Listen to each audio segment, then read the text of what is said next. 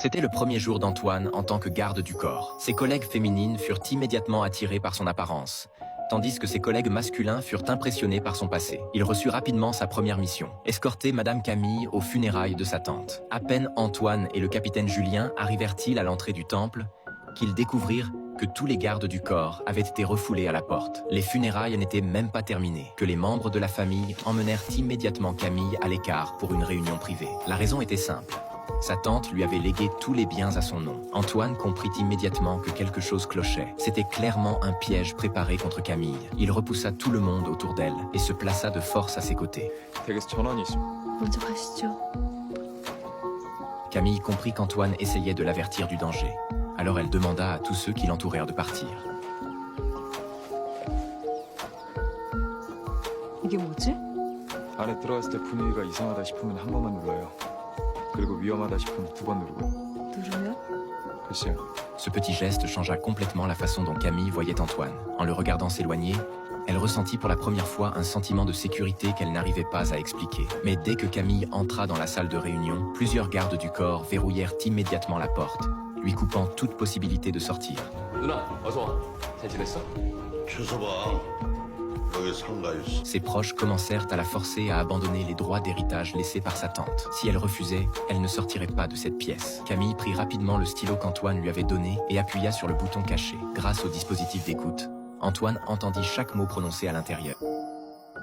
선임하기 위한 이사의 말이죠. Il ne voulait pas seulement récupérer l'héritage de la tante, il voulait aussi obtenir une partie des actions de l'entreprise de Camille. Dans un moment de colère, Camille fit tomber accidentellement le stylo au sol. Son cousin le ramassa et appuya une nouvelle fois sur le bouton. À l'extérieur de la porte, Antoine remarqua que le signal du dispositif avait disparu. Il comprit immédiatement que quelque chose n'allait pas, car il avait expliqué les règles à Camille auparavant. Une pression activait l'écoute.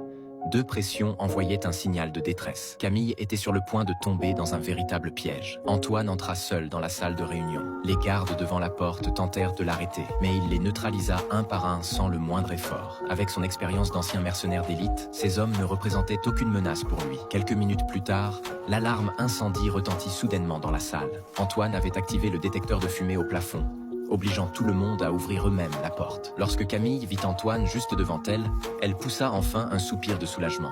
걱정하지 마세요.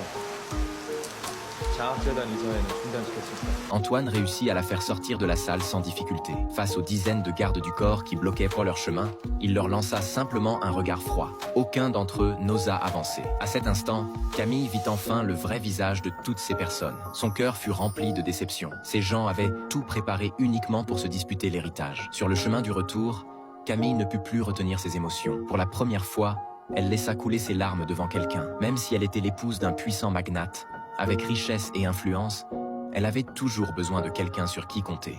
다음부턴 내 허락 없이 나서지 마. 알아들었어? 뭐 그러시든지. Mais Antoine lui répondit avec une phrase froide et peu sincère, ce qui faillit faire faire une crise cardiaque à son coéquipier. Son coéquipier se précipita alors pour arranger la situation avec Camille, en expliquant qu'Antoine venait seulement d'intégrer